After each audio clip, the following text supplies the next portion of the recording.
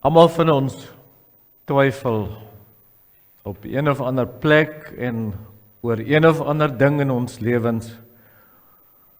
Ons twyfel in ons verhouding met God is waarskynlik die ontstellendste twyfel om mee te worstel. En daarom gaan ons by ou Thomas aansluit vanoggend, wat bekend staan vir sy twyfel ten regte en ten onregte. Maar kom ons lees uit Johannes 20 vanoggend. Jesus se verskyning aan sy disippels na sy opstanding.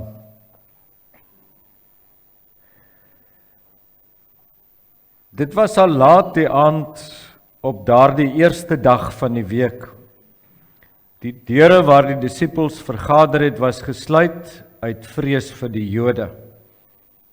Jesus het toe gekom en tussen hulle gaan staan en vir hulle gesê, vrede vir julle. En nadat hy dit gesê het, wys hy sy hande en sy sy. Die disippels was verheug toe hulle die Here sien. Jesus sê toe weer vir hulle, vrede vir julle. Soos die Vader my gestuur het, stuur ek julle ook. Nadat hy dit gesê het, blaas hy op hulle en sê vir hulle, ontvang die Heilige Gees. As julle mense se sondes vergewe, is dit hulle vergewe. As julle dit van hulle weerhou, bly dit van hulle weerhou. Maar Thomas, een van die 12, wat bekend gestaan het as Didymus, was nie by hulle toe Jesus gekom het nie. Die ander disippels sê toe vir hom, ons het die Here gesien, maar hy het vir hulle gesê, as ek nie die merke sien van die spykers in sy hande, en my vinger nie steek in die spykermerke, en my hand nie in sy sy steek nie, sal ek nooit glo nie. 8 dae later was sy disippels weer binne, en Thomas was saam met hulle. Terwyl die deure gesluit was, het Jesus gekom en in hulle midde gaan staan en gesê, vrede vir julle. Daarna sê hy vir Thomas, bring jou vinger hier en kyk na my hande, en bring jou hand en steek dit in my sy, en moenie langer ongelowig wees nie, maar gelowig. Thomas het vir hom gesê, my Here en my God. Toe sê Jesus vir hom, glo jy omdat jy my gesien het? Gelukkig is hulle wat nie gesien het nie en tog tot geloof gekom het. Jesus het nog baie ander tekens voor sy disippels gedoen, wat nie in hierdie boekrol geskryf staan nie. Hierdie dinge is egter neergeskryf, sodat julle kan glo dat Jesus die Christus is, die Seun van God, en dat julle deur te glo die lewe in sy naam kan hê. Ons fokusteks, Thomas het vir hom gesê, my Here en my God. Thomas se belydenis, my Here en my God. As ek ons tema so noem, dan sluit ek aan by ons Pinksterreeks. Thomas Didymus, die entrepreneur van hoop, wat ook twyfel.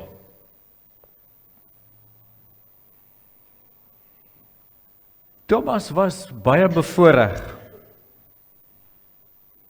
Ek is altyd so jaloers op die disippels. Al het Jesus later gesê, of dat dit tot sy voordeel is dat hy weggaan, en dat ons eintlik, nadat hy weg is van die aarde af, in 'n beter bedeling leef, en dat ons groter dinge sal sien, as wat sy disippels saam met hom beleef het. Al het hy dit gesê, voel dit mos baie keer vir ons, dit sou daarom lekker gewees het, as ons Jesus persoonlik geken het, as ons saam met hom kon leef, eet, en 'n tyd spandeer, saam met hom die wonderwerke beleef, wat die disippels beleef het. Vir 3 jaar lank was die disippels baie bevoorreg om saam met Jesus te lewe.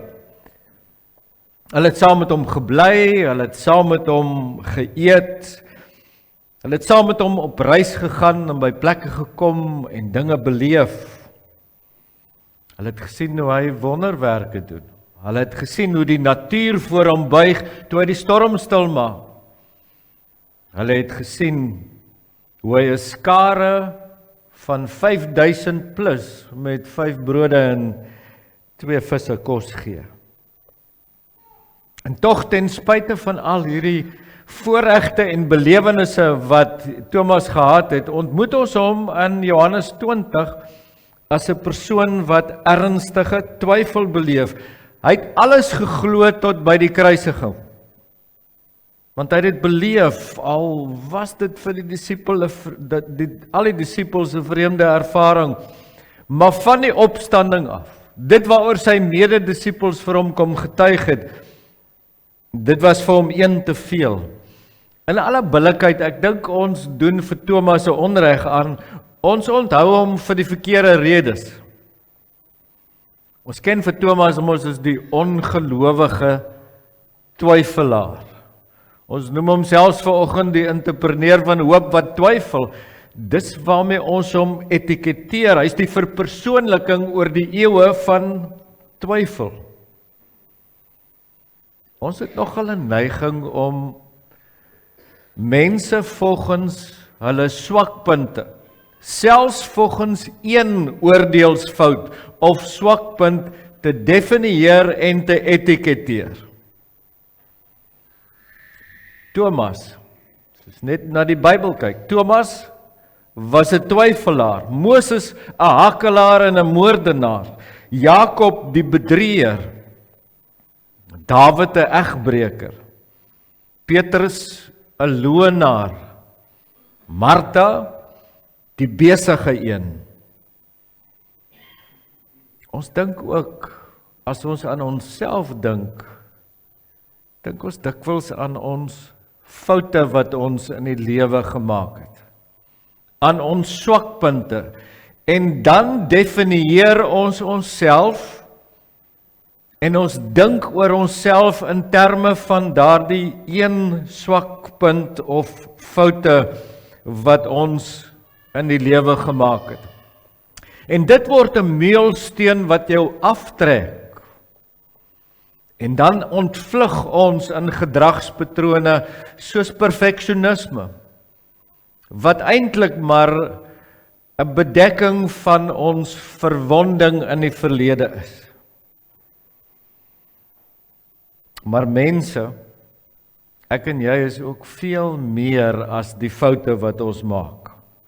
Thomas was veel meer as die twyfelaar waarmee hy geetiketeer was. Hy was alles behalwe 'n lafaard. Toe Jesus vir sy disippels sê in Johannes 11 vers 16 dat hy deur Judea gaan reis en dat hy in doodsgevaar gaan wees omdat mense hom wou doodmaak, was dit Thomas wat gesê het, kom ons gaan saam met Jesus dat ons saam met hom kan sterf. Toe Jesus in Johannes 14 oor sy weggaan vir sy disippels sê, hy gaan na die Vaderhuis toe, hy gaan hom vir 'n plek voor te berei, en as hy gegaan het, sal hy terugkom om hulle te neem, sodat hulle ook kan weet waar hy is, en julle ken die weg waarheen ek gaan, was dit Thomas wat onmiddellik reageer en gesê het, maar Here, U sê ons ken die pad soontoe, maar ons ken nie die pad na die Vaderhuis toe nie. Was dit ongeloof? Nee, dit was eerlikheid. Thomas was krities, realisties en eerlik. Hy en Petrus was waarskynlik van die disippels die enigste twee wat hardop gesê het wat hulle dink, wat die moed van hulle oortuiging gehad het om dit uit te spreek waaroor ander ook saam met hulle gewonder het. Maar hoekom het Thomas so heftig gereageer? En dan kyk ons so 'n bietjie na hierdie verhaal om te verstaan wat die redes was vir sy heftige reaksie. Ons kan vir doeleindes van ons nadenke 'n paar redes onderskei vanoggend. Thomas het sy eie prentjie oor Jesus gehad. Soos almal 'n beeld het van Jesus, wie hy vir ons is, het Thomas 'n beeld gehad van wie Jesus vir hom was. Jesus was vir hom 'n aardse politieke bevryder. wat die Jode van die Romeinse oorheersing sou bevry. So, daar was in sy prentjie van Jesus nie plek vir lyding, vir vervolging en vernedering nie. Daar was nie plek vir 'n kruis en 'n graf eintlik nie. Jesus het nie ooreengestem met die prentjie wat hy van Jesus gehad het nie. 'n tweede rede, hoekom hy twyfel is, hy onttrek aan die disipelkring. As 'n mens twyfel mos, dan is jy geneig om te onttrek, om jouself te isoleer, en dit is wat Thomas hier doen. As God nie optree soos 'n mens verwag nie, dan twyfel jy en jy vroeg. Dit gebeur by ons ook. Ons onttrek van ander gelowiges as ons in 'n vroeging oor God is. Dit gebeur dikwels dat jy van die gemeente onttrek. Dat jy onttrek van die byeenkomste, die eredienste, die omgeegroepe, want jy het jou eie vroeging. Jy sê vir jouself, maar ek kan by die huis regkom, ek kan op my eie regkom, ek kan self bid, ek kan op YouTube kan ek regkom. Ek kan meer eintlik kry in die wye wêreld van die internet as wat ek in 'n erediens kan kry. En daar's baie mense wat so onttrek en voel asof die Here hulle verwerp het, asof hy hulle ergens in die steek gelaat het. Daar's dikwels mense wat seer gekry het in die kerk en dan wegbly vir dekades. Ek kan onthou toe ek begin het in die bediening in my eerste gemeente. Dit was 'n gemeente wat 2000 plus lidmate gehad het en ek het nie almal geken nie en ek het gaan hospitaalbesoek doen en ek het verby 'n lidmaat gestap en hom nie herken nie. En vir die ou langs aan by sy bed gaan bid, maar ek het vir hom nie gebid nie. Hy was so in die steek gelaat en seer gemaak, dat hy daarna vir my so kwaad was, dat hy nie weer kerk toe gekom het nie. 20 jaar later, of 18 jaar later, toe ek uit die gemeente is, het ek gehoor, hy is weer terug in die kerk. Want die dominee is weg. Die een wat hom in die steek gelaat het. So het elkeen van ons verwondings, wat maak dat ons op 'n spesifieke manier optree. Thomas het daardie dag op 'n spesifieke manier opgetree, daardie tyd in sy lewe, omdat hy gevoel het, dalk het hy uitgelaat gevoel, dalk het hy gevoel dat die Here hom in die steek gelaat het. Maar soos met Thomas, het hy daardie dag 'n ontmoeting met die Here misgeloop. En dit gebeur met jou as jy jouself isoleer. Jy mis dikwels ontmoetings met die Here. Thomas het sy eie prentjie van God. Hy het onttrek. 'n derde rede, hy het voorwaardes gestel voordat hy glo. As ek nie kan sien nie, kan vat nie, dan sal ek nooit. Hoor jy wat hy sê? Hy sal nooit nie, as hy nie self kan sien, dan gaan hy nie glo nie. Dit gebeur vandag nog, gedryf deur al ons kennis waartoe ons toegang het vandag. Die botsing, die oënskynlike teenstrydighede tussen die wetenskap en geloof en die Bybel, vra ons ook dikwels met die arrogansie van 'n 21ste eeuse wetenskaplike, vra ons ook sigbare bewyse dat God regtig God is, dat hy daar is en dat hy God is. En ons vra dit ten spyte van die feit dat daar afdoende bewys is dat God mens geword het. Hy het afgekom aarde toe. Hy is gebore. Hy het gelewe, hy het gelei, hy het gesterwe, hy is gekruisig. Hy was in die graf, hy het opgestaan, hy het opgevaar hemel toe. Hy het sy gees gegee vir sy kerk nadat hy sy plek op die troon gaan inneem het. Die feit dat Jesus geleef het en dat hy hier was, is 'n feit wat die meeste aanvaar word deur die wêreld. En tog is daar twyfel. Adrian Rogers, 'n Amerikaanse teoloog, het 'n aangrypende getuienis geskryf oor wie hierdie Jesus was. En ek het dit vry vertaal in Afrikaans en dit 'n bietjie aangepas. En ek lees dit vir jou.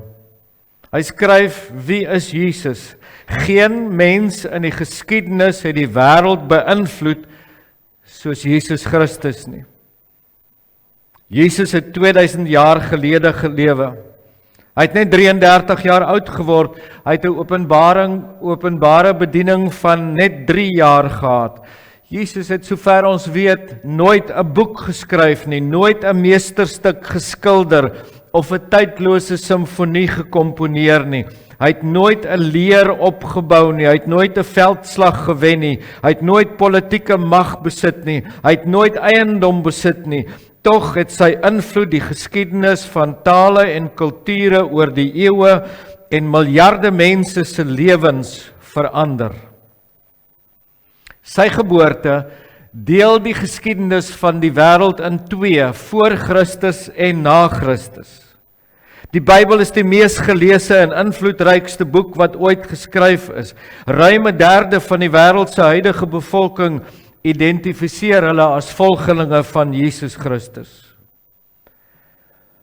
Om hom te verduidelik is onmoontlik. Om hom te ignoreer is rampspoedig. En om hom te verwerp is noodlottig. Om hom te ken is om hom lief te hê, om hom te vertrou is om radikaal en ewig verander te word. As ek hierna luister, dan dink ek, moet ons 'n bietjie meer eerbiedig en nederiger in ons uitsprake oor God omgaan. Ek dink ons moet meer met groot oog kinderlike wondering voor God staan. Thomas het sy eie prentjie van God. Thomas is afwesig wanneer Jesus verskyn, hy onttrek. Thomas glo voorwaardelik. En dan 'n 4de rede hoekom hy twyfel is. Hy trek die woorde van sy vertrouelinge, van sy mededisippels in twyfel. Hy glo nie hulle getuienisse nie. Toe sy mededisippels hom kon vertel dat Jesus aan hulle verskyn het in die bovertrek, het dit vir hom nie sin gemaak nie. Hy het nie hulle getuienis aanvaar nie. En dan sien ons Jesus se karakter.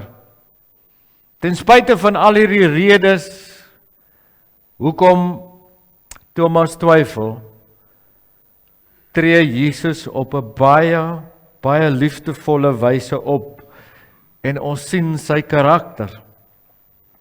Jesus neem nie aanstoot nie, en kom ons hoor dit maar vanoggend ook. Jesus neem nie aanstoot aan 2/3 van die wêreldse bevolking wat hom nie as God erken nie. Hy is wel hartseer daaroor. Jesus laat vir Thomas vir 'n volle week in twyfel sit. Hy los hom. Hy laat hom vir 'n volle week in twyfel sit, nie om hom te straf nie, maar om hom te vorm.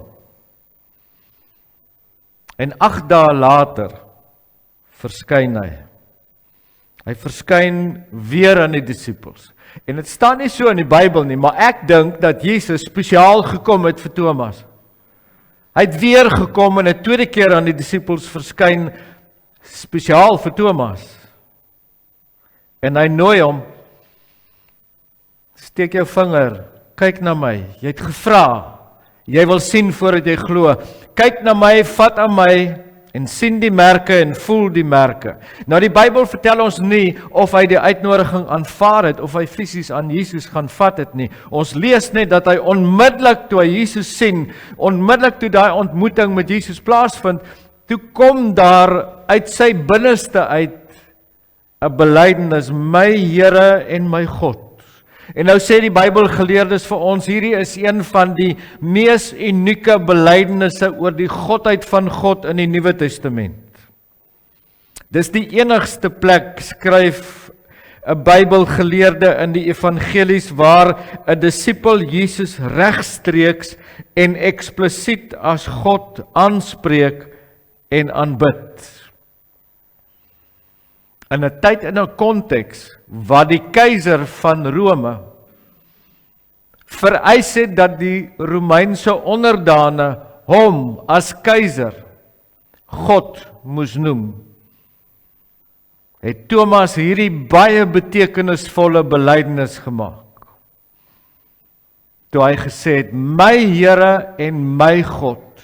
Jesus is meer as sy rabbi, as sy leermeester. Jesus is God.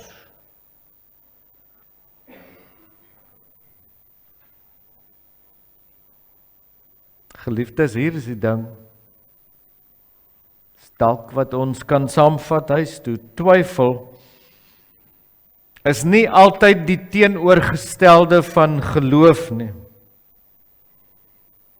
Dit is dikwels die geboorteplek van geloof. So as jy twyfel vanoggend, as ek soms twyfel met al my Godgeleerdheid, met 'n bediening van amper 40 jaar, as selfs ek ook deur momente van twyfel gaan, dan kan ek weet ek is op 'n baie, baie goeie plek. Want as jy twyfel, is jy op 'n plek waar die Gees, jou Gees, bevrug, sodat jy tot geloof kan kom. Jesus se woord vir ons, dink ek in Junie, die aanvang van die winter in 2026 is, vers 29, gelukkig is julle wat nie gesien het nie, en tog tot geloof gekom het. Hy het in Johannes 14 gesê, dis vir ons voordeliger dat hy weggaan as dat hy hier bly. Jesus is nie meer hier nie. Hy was klaar hier, hy is terug in die hemel, hy sit aan die regterhand van die Vader. En ons het met die draai van verlede jaar, het ons sy koms gevier, soos ons dit elke jaar doen. Ons het in die paar maande wat verby is, sy lyding, sy kruisiging, sy sterwe, sy begrafnis, sy opstanding, sy hemelvaart en die uitstorting van die Heilige Gees het ons 'n paar weke gelede gevier. Maar ons sien nog nie alles nie. Ons het nie al die antwoorde nie. Ons het ook ons eie binneprentjies van wie God is. Ons onttrek ook soms en ons vroeg oor dinge. Ons stel ook voorwaardes voordat ons glo. Here, as U iemand gesond maak naby aan ons, as U my ekstra tyd in die lewe gee, dan sal ek. En ons is ook skepties oor ander mense se getuienisse, oor wie God is en wat God vir hulle beteken. Miskien is jy nou in daai 8 dae wat Thomas was. Miskien is jy al vir 'n leeftyd dat jy 8 dae. Miskien het jou 8 dae pas begin. Miskien het jou 8 dae begin toe jou man of jou vrou van jou weg is. Toe jy hulle aan die dood afgestaan het. Miskien het jou 8 dae begin toe jy jou man of jou vrou lewendig verloor het in 'n egskeiding. Miskien het jou 8 dae begin toe jy 'n slegte diagnose gekry het en siek geword het. Die dag toe angs en depressie deel van jou lewe geword het en jou lewe oorgeneem het. Ons troos is Jesus se dae is nie 24 uur nie. Sy jare is nie 350, 56 of 65 dae in 'n jaar nie. Hy sal die 8 dae geduldig wag om sy wonde vir ons te kom wys. Hy wag, hy bly uit ons gesigveld uit. Nie om ons te straf nie, maar om ons te vorm.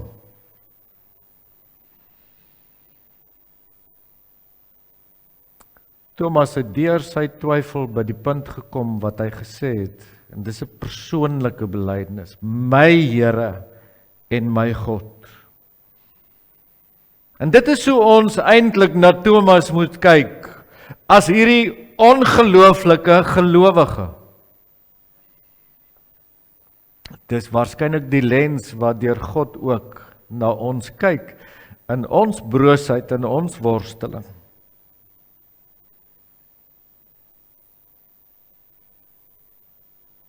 Kom ons maak ons oë toe en ons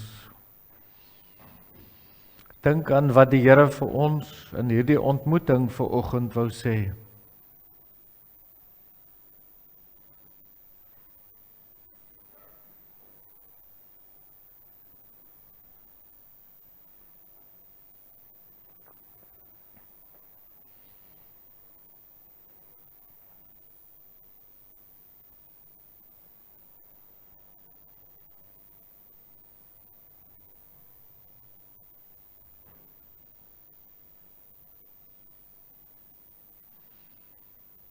En as jy die vrymoedigheid het om nou met jou hele hart te kan bely, staan dan saam met my op as ons geloof bely in die volgende woorde.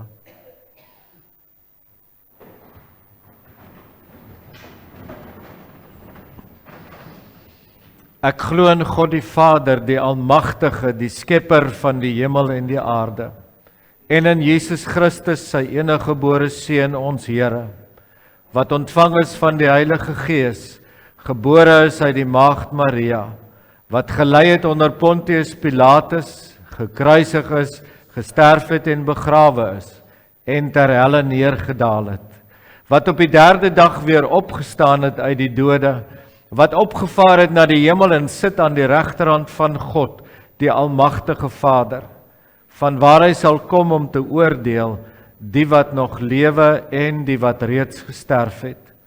Ek glo in die Heilige Gees.